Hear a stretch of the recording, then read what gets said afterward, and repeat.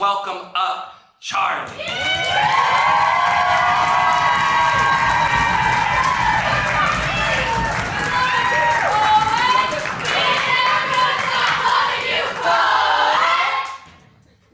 Hello? How does this thing work? Whatever. Hi, everybody. I am also an architecture student and clinically insane. So if any of you saw Denise Frohman yesterday, who's for her? We love her. She's not only a poet, but likely a scholar, because she knows a lot of big words, and like serendipitous and trepidatious and kazoo, things I can't pronounce. But I am very different in the fact that I often don't speak intelligently and just write about the things I don't like. There's a list: children, Caleb Rainey, turnips, and this poem is about the thing I hate most. I hate people who know how to read. I hate every speed reader in existence. I hate God for making it a pastime. I hate hearing you grew up reading Harry Potter books cover to cover in 3 days. I hate librarians, the same way I hate drowning in the ocean. Words are my water. I hate drinking water. I'll swallow nails before I choke on the fences play again. Feel the spikes make a railroad track in my stomach tissue so my words can travel to your words on vacation and spit on them. The only book I ever made it through easily was The Outsiders. Something about senseless violence and a book in my hands digested well. I hate reading so much. I'd burn down the Alexandria Library if it had lasted. Then I'd spread its ashes in every literate household. I'd make families see what they made me do. I'd leave one book left, bury it under my floorboards till I heard its heartbeat, tell tales of its sadness. I hate that metaphor. I hate books. Mostly, I hate people who know how to read. I hate how easy you make it seem. Like we're all on the same level. Like you don't see how hard it is for me to do my favorite thing in the world. I hate you, and you hate me. I know that, because otherwise you would have made the word dyslexia easier to read. I hate book reports. I hate not being able to read aloud. I hate how stupid it makes me feel.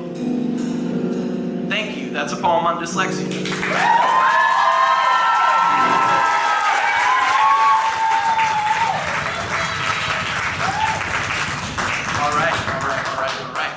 Have you guys been having a good time with Mike Check Poetry Fest? Yeah! Everybody's pretty cute in here, so this next poem's about my fat-ass doctor. Whom you hate. Shout out to the motherfucker who puts up with me when I cold turkey stop my meds. I know that's probably not what you want, my bad. A thank you to the man who knows how to be a whole doctor, but doesn't know how to stick to one haircut. Valentine candy and kisses for the guy who wants me to get an STD test every goddamn time I show up, even though he knows I've been in a monogamous relationship the past 2 years. Also, thanks for not being too pressed when I don't show up. We both know you'll just stop giving me Adderall scripts till I reschedule. Maybe, just this one time, an ode to the guy who makes me think I can be big and still love myself as much as I've always wanted to. That fat and unlovable don't share the same body. My doctor must have learned about confidence in pre-med, and I've heard chemistry sucks, but if self-confidence and osmosis can be learned, I want to know how. I think if a doctor who dyes his hair and wears stupid-looking hats on the same day can smile as big as that, maybe his body had to compensate for all that joy. Maybe a body as big as mine is just preparing to hold laughter, to carry love in my belly like a basket, given out as serotonin picnic when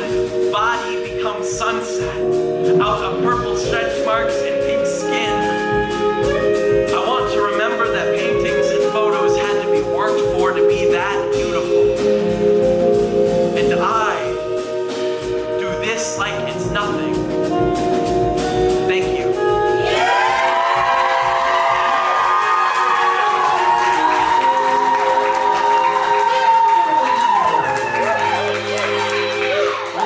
We're ahead of schedule. Good, I like that. I can put in more sad poems. All right, I'm just gonna roll into the next one. This one is after it came out of a workshop I helped run with Icy Speaks at Southeast Middle School. Yeah, it's crazy, right? Helping my community, even though, as I said, I hate children. They're awful. This poem is called Skin Roll. Trigger warning for vague body horror. Thank you. Unfun fact. Your body doesn't know you have eyes. And if it discovers you do, your body will reject them, making you blind. As my grandmother died slowly in her hospital bed, I fed her ice chips, the good kind you need a special ice maker for. Her chest rising and falling the way sleeping people do. Slowly, deeply, patiently waiting for energy that will not come. My friend made a joke once. She said, family is held together by trauma, loss, and neurosis, and that's what keeps Thanksgiving exciting. Since then, all I've been able to think about are cookbooks. They are all the best meals made by all our best dead. My family has so many recipes, and my mom swears she will never make meatballs like Mima did. I've been thinking, what happens when your body discovers you have eyes? What does losing something you've had your whole life look like? What does it happen slowly or all at once? The skin on your whole body, a wet scab you have to itch off in one scratch. How do you get rid of a part of yourself? While feeding my grandmother and losing my eyes, I tell her this joke. It is about family. I say family is all the hurt you've scratched off your bloody body, put in one large pan, oven preheated to 350 and baked for 15 minutes, topped with icing. Here, take it. My family recipe is called cinnamon rolls. It is what we bond over for breakfast.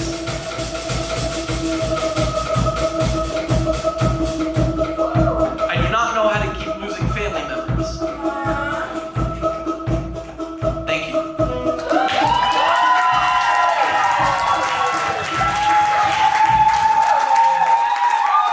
And then time, I think I've got time for one more. Where's Caleb? Go ahead. Go ahead? All right.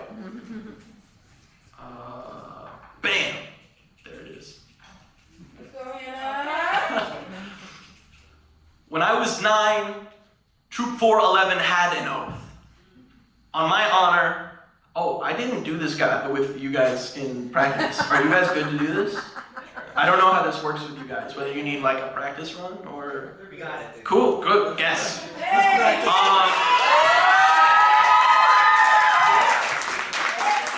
My words for you in description would be sad and more body horror. Thank you. When I was 9, Troop 411 had an oath.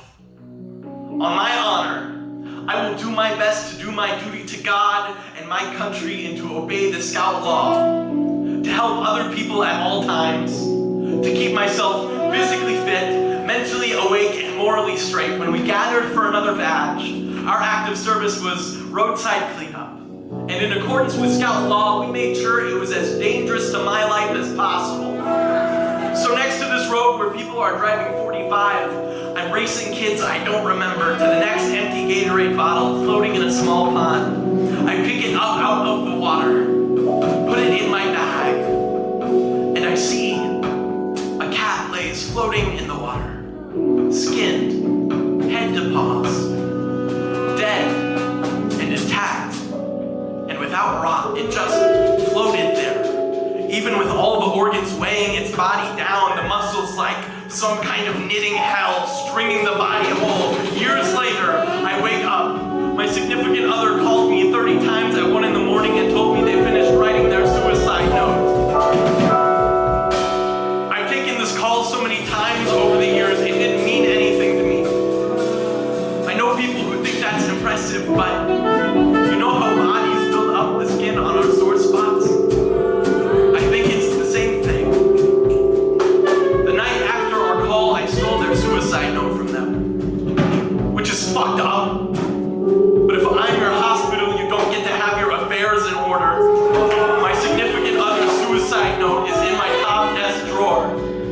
They say suicide note for a reason, apparently. My grocery list could fit on it with bad handwriting. I haven't opened it, but I'm angry. Because how could they say everything to me with the space I could fit my errands on?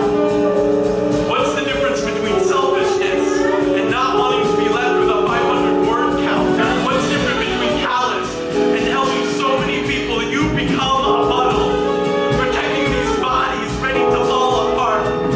Because until people stop dying from suicide, I do not know how to keep myself from helping.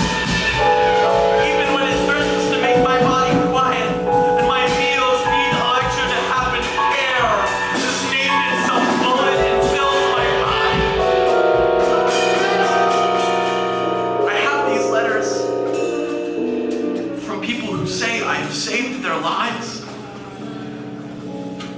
And I am so lucky my significant other is still here.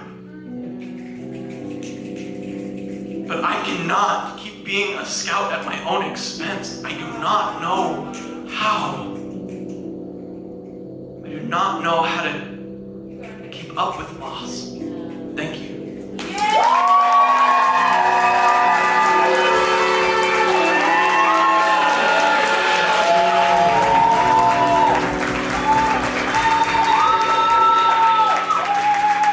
Thank you guys so much. I don't think I pass it off to the next poet. I think I pass it off to Caleb. Is that true?